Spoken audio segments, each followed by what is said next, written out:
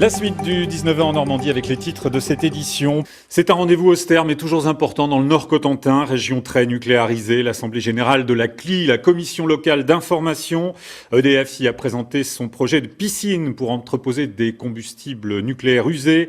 Et c'est le site d'Orano-la Hague qui a été choisi pour ce stockage qui devrait s'étaler sur plusieurs dizaines d'années.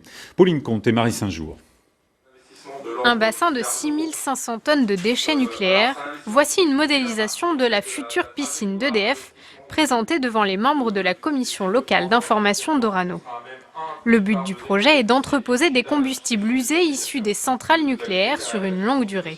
Le panier, une fois plein, descend dans la piscine. Ça, c'est le process pour entreposer les combustibles usés. La mise en service de l'installation est prévue en 2034.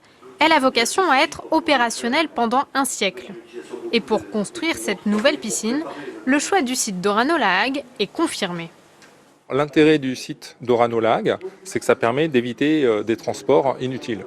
Ce qu'il faut avoir en tête, c'est qu'une partie importante du combustible usé qui sera amené à être entreposé dans cette piscine, donc pour une longue durée, est déjà présent sur le site d'Orano-la Hague.